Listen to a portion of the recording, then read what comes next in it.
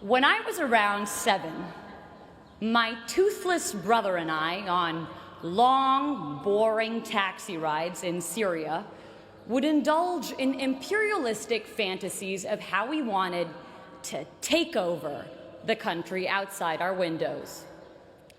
My parents would quickly crush these imperial conquests by warning, "Shh, you'll get taken by Secret Service if they hear you." The walls everywhere, we were told, could hear our revolutionary ideas and would send us to prison. Whereas children here had ghosts and the boogeyman, our equivalents were our governments. Fast forward to 2010. When I first got here, someone told me, if Harvard shut its gates, it could be its own country, just like the Vatican. As I've walked through this place every day for the past 4 years, I was struck by how true this idea was. I saw it everywhere. The Harvard Nation. I saw it in the big and obvious things. We had our own version of the Statue of Liberty, the John Harvard statue, our own embassies, the Harvard clubs of Boston and London, a tax collection agency, the Harvard Alumni Association, and an endowment larger than more than half the world's countries' GDPs. We also had our own diplomatic passports. Nowhere did I see this more clearly than at U.S. immigration at Boston Logan Airport. Whenever they saw I was coming from the Middle East, "What were you doing there? Why are you here? Why did God make you from the Middle East?" But I made sure I dressed like our overly proud Harvard dads, with Harvard hat, Harvard shirt, Harvard shorts, and Harvard underwear. And as soon as they saw I was a citizen of Harvard, "Oh, you go to Harvard? Surely you must not be a national security threat. Welcome to America." And suddenly, all the gates to the American dream opened wide. I saw it everywhere, this Harvard Nation, but I saw it not just in the hard structures, but more importantly, in its invisible institutions, the invisible scaffolds around and undergirding the hard institutions.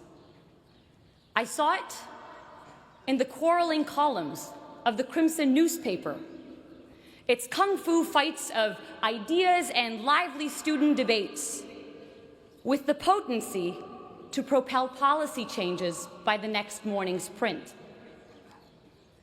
I saw it in our cluttered bulletin boards, bustling with life, with announcements of student-led conferences, Broadway-worthy shows, and dorm room projects turned world's next Facebook, smothering each other for our cursory glimpse. A trivial detail, these cluttered boards that often slip notice. But where some saw papers, I saw passions, purpose, creativity. I saw a heartbeat of civic community's vivacity.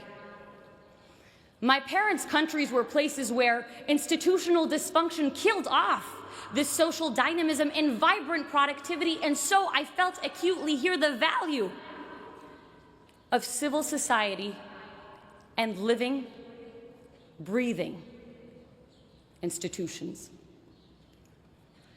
My time here would give me a working model of a better world. Not only that, but that sense of empowerment to initiate change. You see, with those spying walls still lurking in my memory that constrained the little Napoleons in my brother and me, you might imagine my shock when, in one of my first classes here, I suddenly found myself debating a president.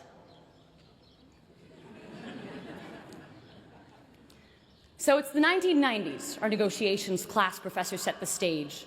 A war is about to break out between Ecuador and Peru. How will you stop it? I raised my hand to respond. Wait, Professor Shapiro stopped me. Tell the president what to do. And in walked the Ecuadorian president. In bringing the president to me, in having me speak to and question a shaper of history and experience the value he saw in my view, Harvard would make me feel I too could be him. I too had the power to shape history and not just be passively shaped by it. That sense of infinite possibility we have as children to think big and conquer great things was returned to me here. A less despotic version of it. But what seemed intractable problems of the world became opportunities for me, for us, to change things. You know, when I first got here, my name was Sarah. After Harvard, it would become, hey, Harvard! With people stuffing 378 years, 5,000 acres of real estate, the entirety of Widener Library, and 32 heads of state all into my 5'6" self. Ridiculous as it is, there's a strange reality to it. Arab-American author Renda Jarrar pictures inhabiting a new place as running barefoot, the skin of our feet collecting sand and seeds and rocks and grass until we had shoes made of everything we picked up as we ran. And running through Harvard Yard over the past 4 years, the skin of our feet collecting a world of experiences. We each become this place in a strange way. Each of us picking up bits of people and history and ideas that changed the way we saw the world. Accumulations I hope we will continue to wear on our souls and leave a footprint of all the best we took from Harvard Yard on our new destinations. And that's why I am hopeful for the future. I am hopeful because of my dining hall dinners spent marveling at friends who, while their countries wage bloody war against each other, are able to carry out civil conversation and build generative projects together. I am hopeful because of the founding mothers and founding fathers of revolutionary ideas like these being launched into the world, who will make of its institutions, its constitutions, its hospitals, its art houses, something better. We hear a lot in the news about an Arab Spring.